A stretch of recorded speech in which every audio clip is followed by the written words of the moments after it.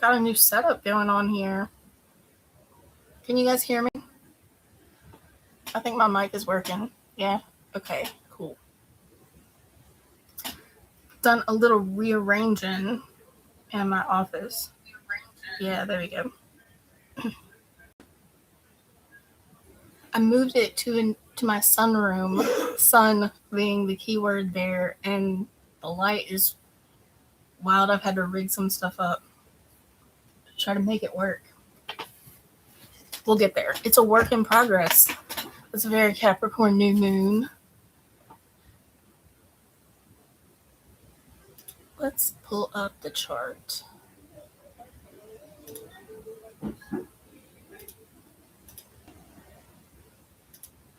There it is.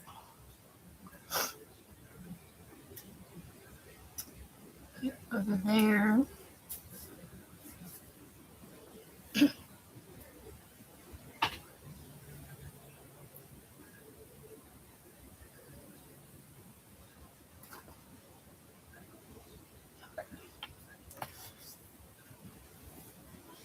I think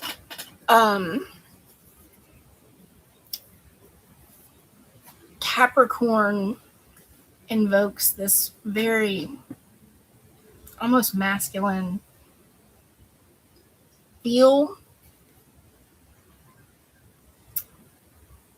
When we talk about Capricorn, we talk about Saturn, we talk about boss energy. There's this feels like production, like being on top, like you've done the work, and that's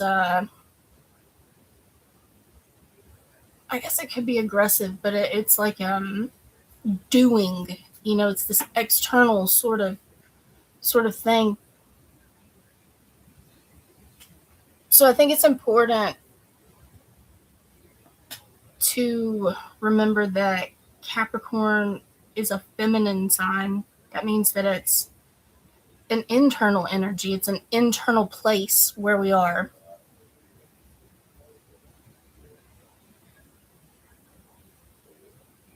When I think about a Capricorn place, I think about an oven, a womb, a crafting table,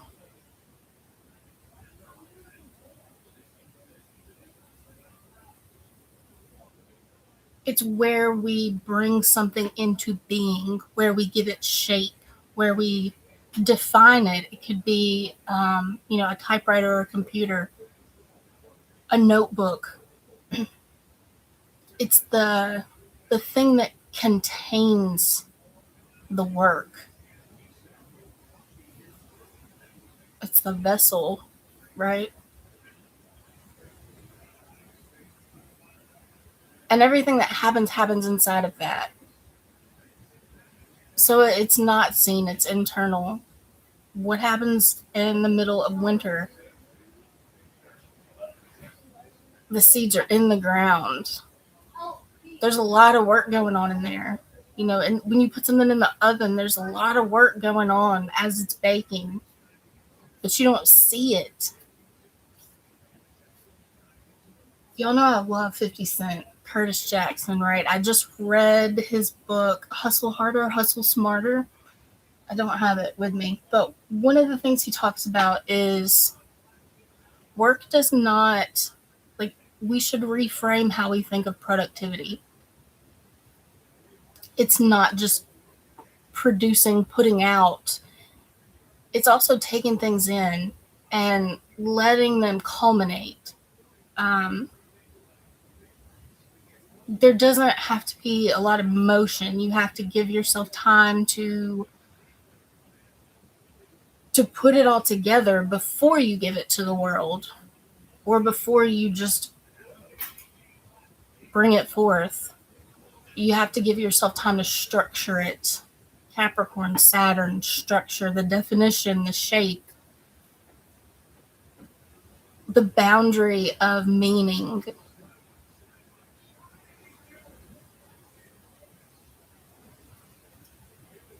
So let's see what we have going on with this. And I need part of my Capricorn work that's on my list is to study Hellenistic astrology more, because It's not my strongest point in astrology. It's a different astrological language that I don't speak fluently. Um, so I don't know all the words associated with the moon and Capricorn as far as like dignities and all that stuff. But I think the Capricorn and the moon, there's a lot to be said for the moon in Capricorn. Capricorn is earth energy and moon is our link to the body. When we feel a certain type of way, it's not just, the moon is not just your subconscious. It's connected to your body. So when you feel a certain type of way, when you feel, tired or you feel anxious, you feel like you need to move, your body is feeling these things. Like, yes, it's happening in your mind. Your mind is processing it and it's trying to be so logical about it. And well, maybe I can do this. Maybe I can do this. Maybe I can do this. If you can sort of put yourself in that Taurus space to just like calm down and feel what your body is feeling, allow your moon to speak, to make that connection. That's a good way to know what work needs to be done, to know how to get the work done right now in this moment and moving forward. So the new moon is happening right now. It went exact about 30 minutes ago. Why does that say time? Yes. 1 second. Okay. So how are you feeling right now? Do you feel like you need to be productive? Is there like this sense of urgency? And there is a sense of urgency because when you think something's in the oven, there's a time limit, right? It's only in there for a certain amount of time, and we need to make sure we're ready for it when it comes out. But you can't rush it. You can't force the work to be done. You have to just let it be done.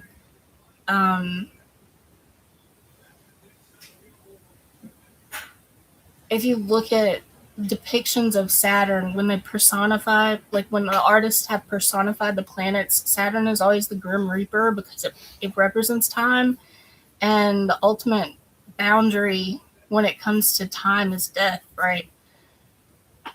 So Saturn gets associated with the Grim Reaper, and Capricorn gets associated with the Grim Reaper. But I think that's limiting.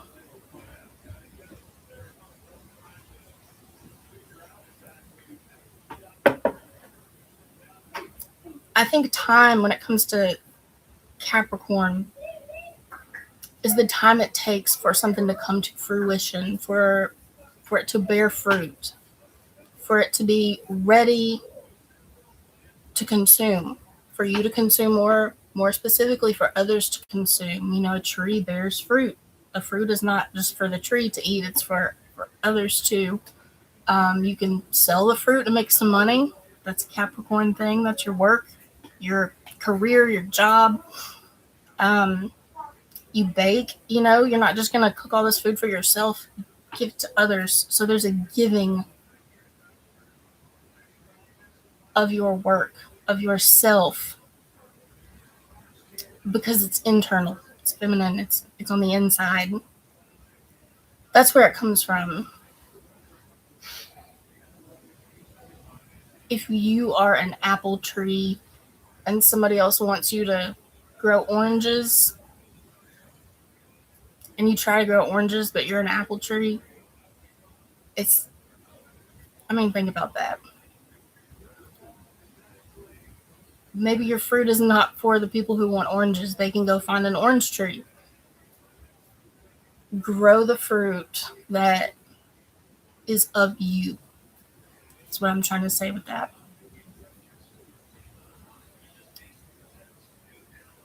Listen to your to yourself. Feel it.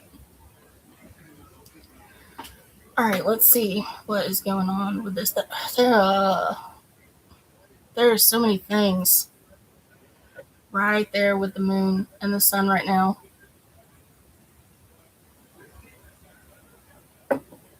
We've got Mars, we've got Mercury, sun, moon, and then just 3 degrees ahead of the new moon, we've got Venus. And then a couple degrees ahead of that, we've got Pluto. Wow. So even though Venus and Pluto are in Aquarius, they're still conjunct. And this is one of those out of sign conjunctions. It makes it kind of weird because these planets are very close together. So by degree, they're conjunct. By sign, they're not, but by degree, they are. And that's what we want to really look at. Remember, the sign is the place that it's in, the space that it is occupying, the setting. You can think about it like a movie setting. The planets are the characters, the signs are the settings, and the house is the action that they do.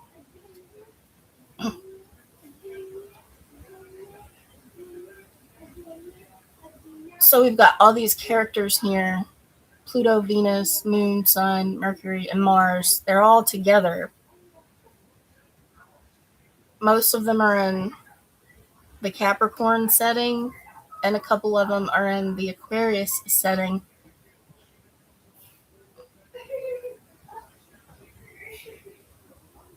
Gosh, there's so much to be said for this.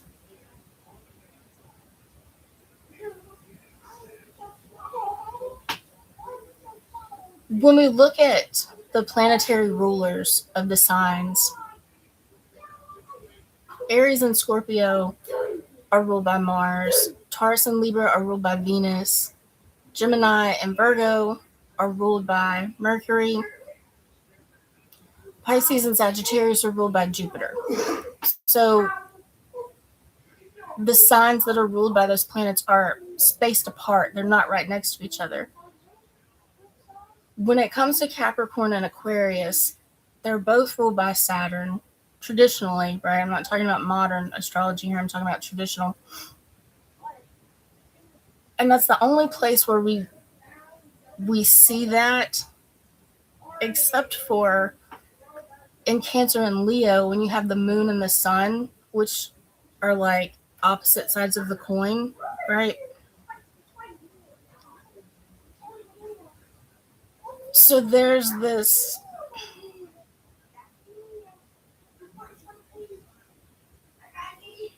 for me, let me show you. This is how I like to look at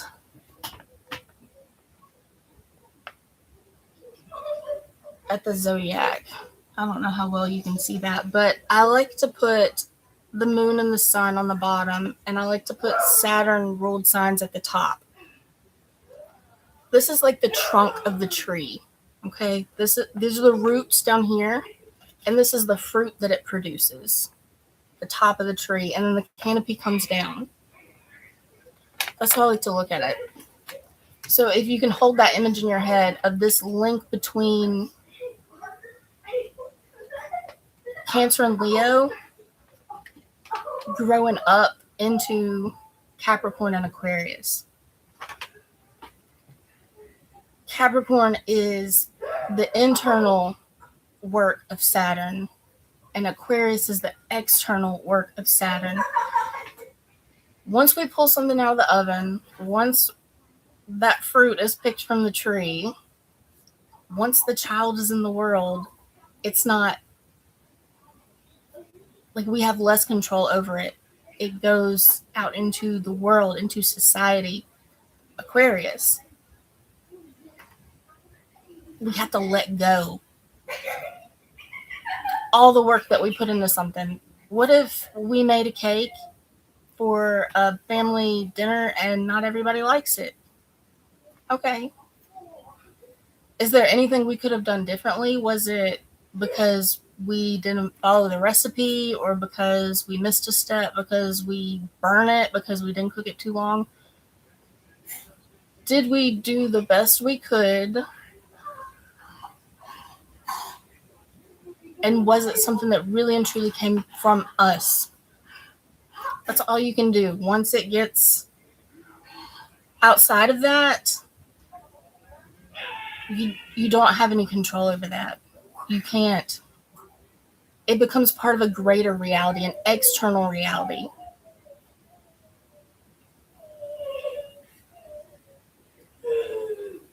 Another way to think of it, Capricorn is associated with like what you leave behind, your will. You know, when you go to your attorney or whoever and you're gonna write your will, what you're gonna leave to other people. Those are the physical things that you have, your resources, your earthly possessions, everything you've accumulated in your life, your all of your great works, right? Once you're gone, it's more about legacy. It's about like the idea of who you were to people, the idea of you that you leave behind, that's what goes forth into the world. All this stuff, it's just stuff. So I think all these planets are,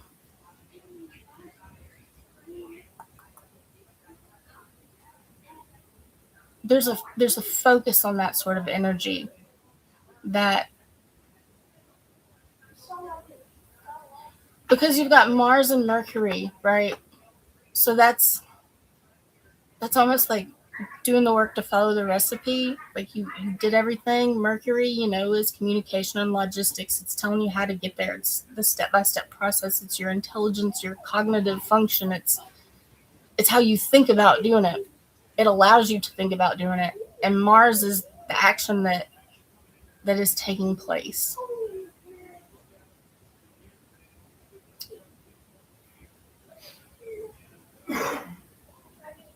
Those guys are in Capricorn.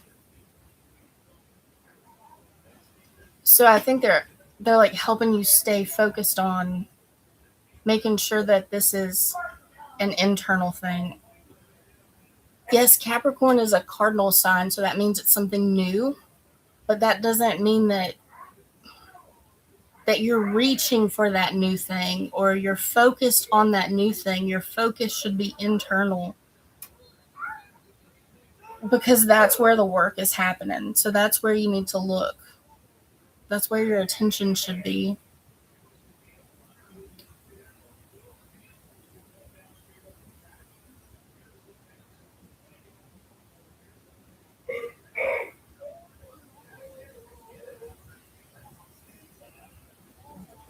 That's where the action is taking place. So feel that through the new moon.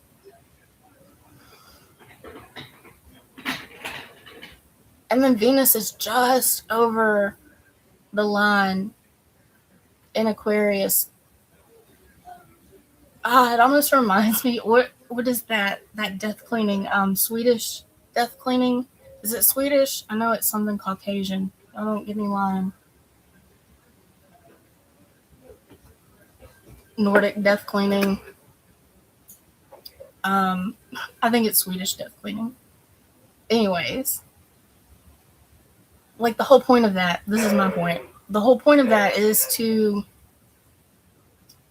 like you're thinking about everything that your loved ones are going to have to go through when you're not here anymore, and what you want to burden them with, what you want to leave behind for them, and it's like an act of love. I don't know why that reminds me of that. I think it has more to do with, well, one, Scorpio energy, but the whole Saturn death thing, whatever. I feel like Venus is almost trying to remind you that the thing you create, the thing that you're working on, the thing that's happening in this Capricorn place, will go out into the world. And if you're really that concerned about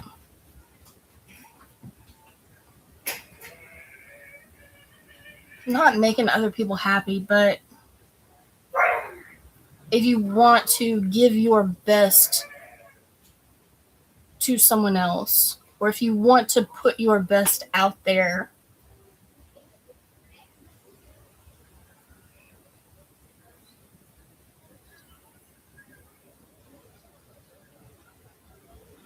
like Venus just feels like a reminder of that for some reason. A reminder of the connection, the air to earth connection is what it feels like, or the earth to air connection, if you want to look at it that way, because everything starts internally and it moves out. So it starts with the earth, it starts inside, and then it moves out with the air. The air is just the connection to the other. And of course, Pluto.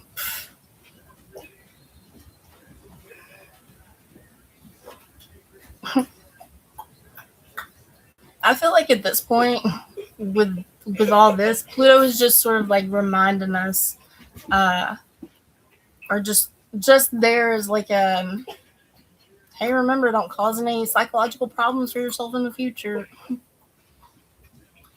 Don't put your future self in therapy.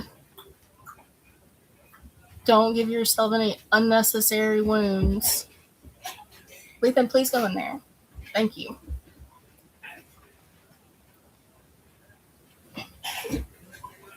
Our dogs. They're something else.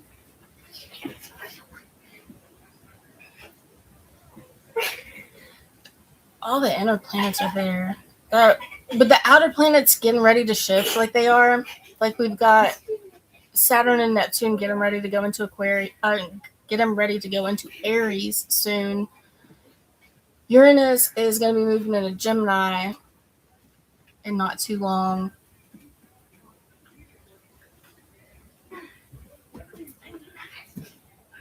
And then the nodes will be shifting soon enough. Jupiter's eventually going to turn around, but because these guys are so... The outer planets are right on the edge of these signs. For this...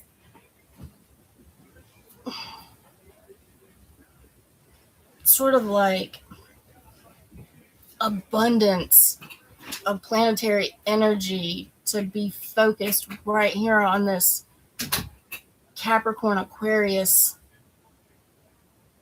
line. Let me think. That feels...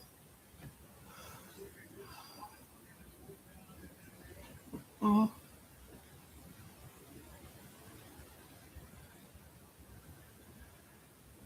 get distracted.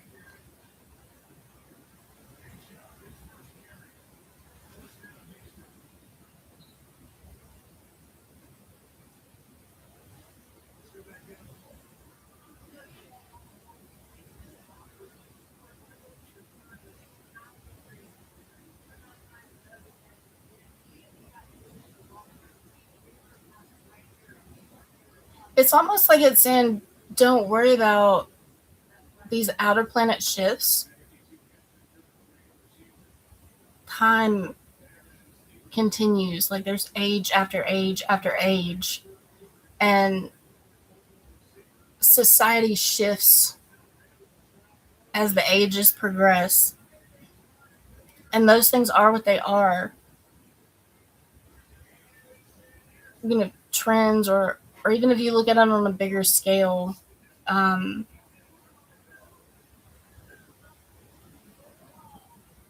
some things that are socially acceptable like last for hundreds of years, and then it transitions into something else. Saturn and its boundaries, and Saturn is the part of us that says no.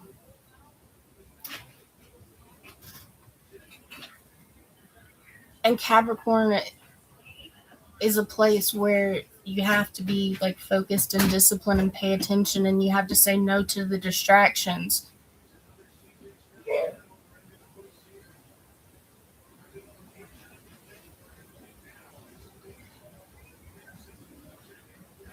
I feel like the biggest lesson from this new moon is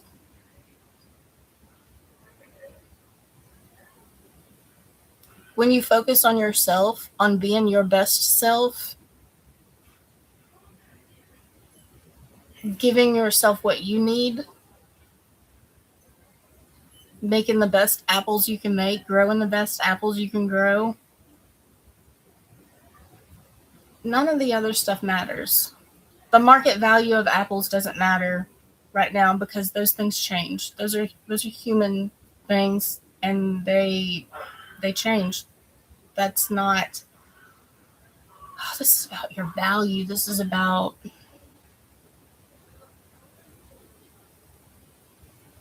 being fearless with your worth. That's what it is. That's what this is. Being fearless when it comes to your worth, knowing your worth, and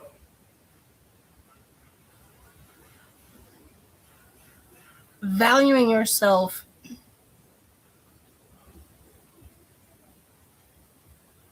and not letting the world affect that value when you step out into it. The things that you do, the things that you create, your great work, whatever that is,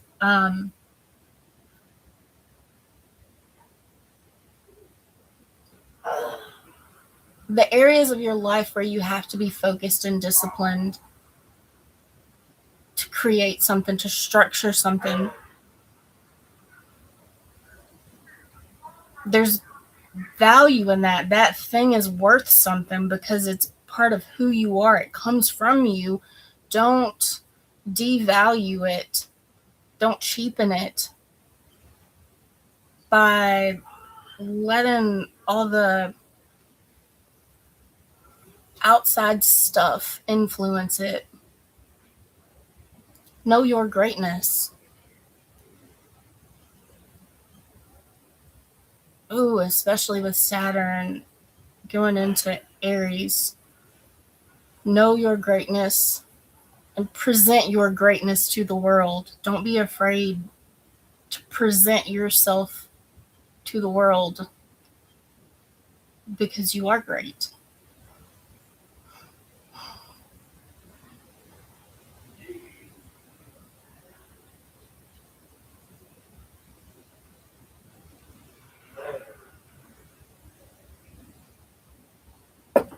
Let's check out some of the aspects.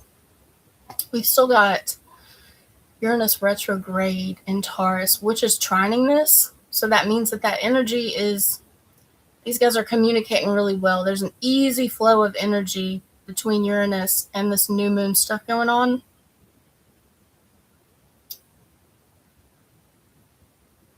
Taurus is where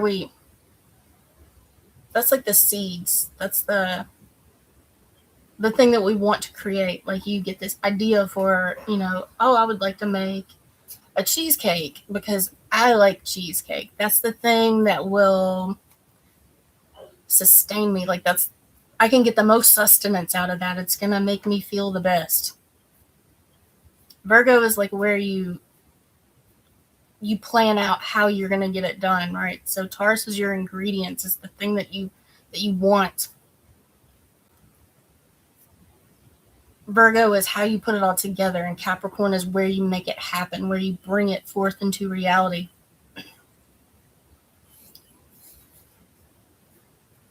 And with Uranus here, especially retrograde, it feels like we might be surprised at what we find value in. We might be surprised at the parts of ourselves that we consider, like our self-worth might be more than we thought. We've just been listening to all the bullshit. Or maybe something might happen and we realize, oh, that thing is affecting my self-worth. That's why I don't feel as worthy or as valuable in this area of my life. Just those out of the blue Uranus moments, a sudden insight.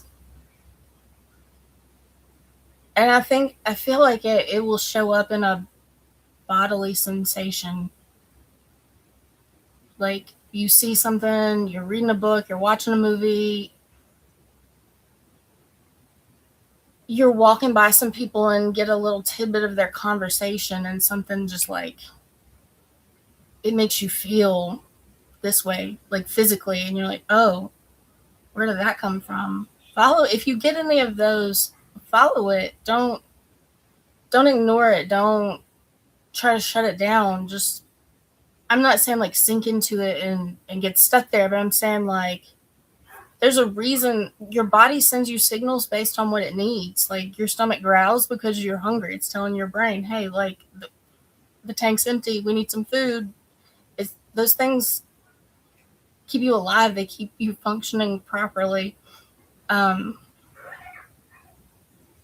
like, so you're not just going to sit there and be hungry and feel the hunger pains. You're going to get yourself some food. So if you feel these bodily sensations, what is your body trying to tell you it needs?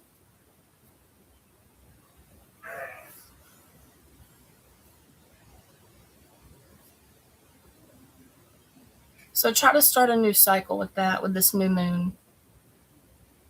Really paying attention to what your body needs,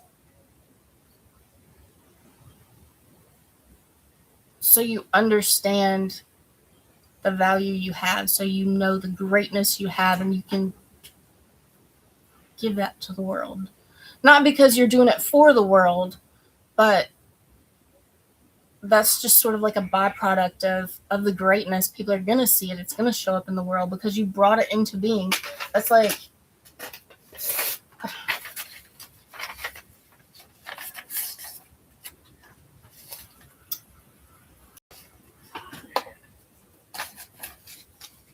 this is just a piece of paper, but if I do the work, like now there's a circle on it, sort of a circle. You see that, right? I didn't do that for you. I mean, I did, but if I'm doing it just because I like it, maybe I just want to doodle some stuff on the paper or whatever, because that's what I like to do. This is the thing that brings me joy, and I find value in this, and it brings it forth into the world so it can be seen. It's not that I'm doing this for other people. I'm doing it for me because it's what I enjoy, because it's part of who I am, but it is seen by other people, and that's okay. Don't feel some type of way about it. Don't hide it just because you're afraid somebody else might not like it. Because it's not about them, it's about this and your enjoyment when you do this. Doing this thing is sustenance for you. It's intrinsically motivating. There's intrinsic motivation and extrinsic motivation. Extrinsic motivation is when you do something for the reward, like you go to work for a paycheck. But if you're doing work that you actually enjoy, and making enough money to keep doing it, right? Because that's always nice. But if you're doing something you actually enjoy, then you want to keep doing it. It's not directly about the money. You're not doing it for the money. You're doing it because you like it, because it gives you something back. That's what we're talking about when we're talking about earth stuff, especially as it connects to air stuff.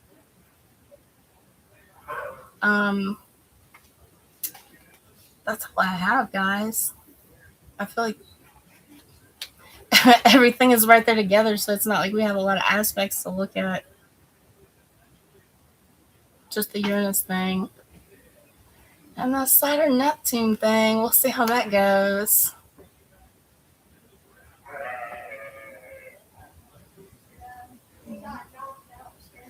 Let me know what you guys think. Let me know if you've got any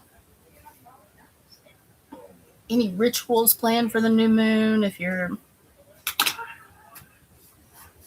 like to add anything to what I said, if you think differently about what I said, I'd love to hear all those things. thanks for watching, and I'll see you guys next time. Hopefully with a better light situation, so I'm not being blinded by the sun. But take care.